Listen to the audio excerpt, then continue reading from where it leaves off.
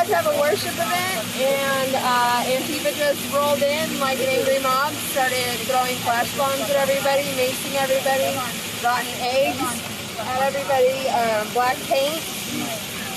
They threw a flash bomb into a group of kids that were out there, from like 4 months old to like 10. Part of a man that says, "Who do you think you are, you gangster, wannabe tyrant?" And women, of course, because I'm telling you, Adam, women stood their ground and they said, "No, we're not moving. How dare you do this to us? This is our city." So we stood our ground. People gave their speeches. Of course, I did as well. And we're coming back to the city next to continue. But what is shocking to me is that the police was involved in this setup. It was a total setup.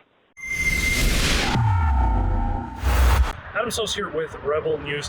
You all likely know Pastor Artur Pawlowski for his resistance against COVID restrictions and his dramatic roadside arrest. He stayed open and continued to feed the poor, and for it he was made an enemy of the public. He faced not only police and government oppression, but targeted harassment from members in his own community. For the last little while, he has been touring the United States and he's encountered very little problems, but today in Portland, Oregon, we are seeing shocking footage of an speaking engagement that he was set to be at, ostensibly being attacked by Antifa. We joined Pastor Artur Pawlowski on the phone for an update. Pastor Artur Pawlowski, thanks for joining me. If you could give me a quick update on what happened today. Well, we were invited to Portland, Oregon, and the event started at 12 o'clock, and we were told to do it in a battleship memorial. But later, the police contacted the organizers, and they've told them to move just a little bit to the side of the park. And behold, they said to Antifa to come and do whatever Antifa does in that location. It was a Christian event, so it was organized by a number of churches together. I was one of the speakers. Before everything started, the Antifa, dressed in black, about 25, 30 of them, started to throw fire bombs on children and women. I mean, can you imagine babies in strollers, fire bombs, smoke bombs, tear gas, rotten eggs, and, the whole craziness. Before even everything started, the police was watching this whole thing, seeing what was going on, the women and children being attacked, and they did absolutely nothing. So what we did, we continued with the event in the exact location we said we would, at the Battleship Memorial. So I gave a speech over there. I'm going to publish it today, and other pastors were speaking as well. And because of the incident, we got invitation to come next week for a number of events, because that's what I love, American spirit, the patriotic spirit of fighters, resistance, the liberty, it's just the heart of a man that says, "Who do you think you are, you gangster, wannabe tyrant?" And women, of course, because I'm telling you, Adam, women stood their ground and they said, "No, we're not moving. How dare you do this to us? This is our city." So we stood our ground. People gave their speeches. Of course, I did as well. And we're coming back to the city next to continue. But what is shocking to me is that the police was involved in this setup. It was a total setup on a Christian women and children, fathers, to come in a peaceful assembly just to worship God, and the police set those people up for a beating of a lifetime. And thank God we had some brave Americans to come and defend and stand, because if that was not the case, those women and toddlers and kids in strollers would be absolutely destroyed by those gangsters, those brown shirts of Biden and Fauci. So just to confirm, you're saying you had a spot set out and the police directed you elsewhere.